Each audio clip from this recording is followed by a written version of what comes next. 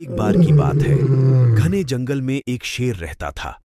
वह अब बूढ़ा हो चुका था। उसकी जवानी के दिनों में जंगल में उसका रोब चलता था, लेकिन अब उसे अपना शिकार पकड़ने में भी कई दिन लग जाते हैं। उसे कई दिनों तक भूखा रहना पड़ता है। फिर एक दिन उसका पुराना साथी मोती भेड़िया उससे मिलने आया। उसकी हालत भी कुछ ज्यादा अच्छी नहीं थी। शेर ने अपने मित्र भेड़िए का हालचाल पूछने के बाद कहा, अरे मोती, अब मैं बहुत बूढ़ा हो गया हूँ। मुझसे शिकार भी नहीं होता।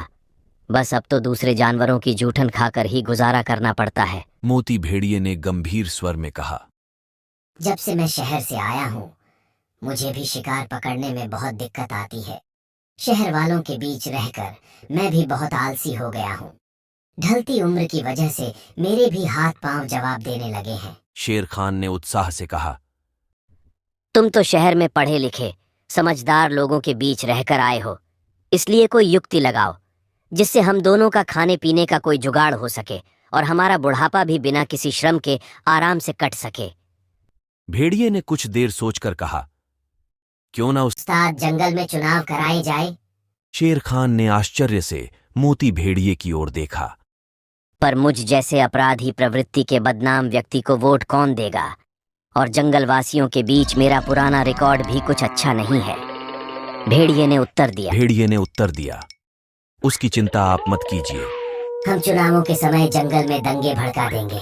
जंगल के जानवरों को जात धर्म के नाम पर लड़ा देंगे। फिर हम सब जानवरों के अलग अलग मोर्चे बनाकर उनके छुटभैया नेताओं और सरदारों को अपनी पार्टी में कर लेंगे। उनसे बड़े बड़े वायदे करेंगे। इस तरह हम आसानी से चुनाव जीत जाएंगे। फिर बाद में हम संवैधानिक पद पर रहकर खुद भी खाएंगे और अपने समर्थकों को भी खिलाएंगे। तब किसी को कोई आपत्ति नहीं होगी।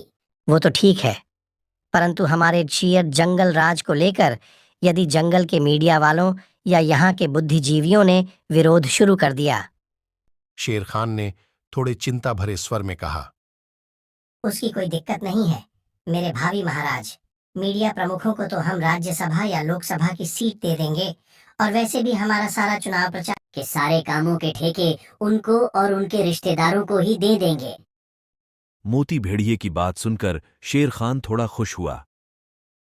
यदि फिर भी किसी ने ज्यादा ही देशभक्त या समाज सेवी बनने की कोशिश की तो हम उसे देशद्रोही, आतंकवादी या नक्सली साबित कर देंगे या फिर झूठे मुकदमों में फंसा देंगे।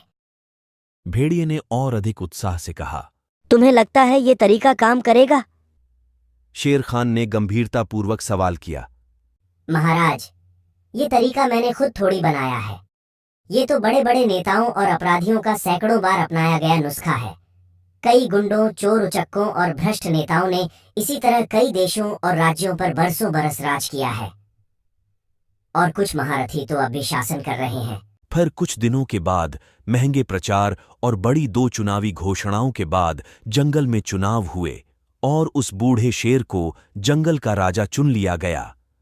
अब शेर खान और उसके साथी जंगल में अपनी मर्जी से शिकार करते हैं। कोई उनका विरोध नहीं करता, क्योंकि राजा का हर एक काम संवैधानिक होता है।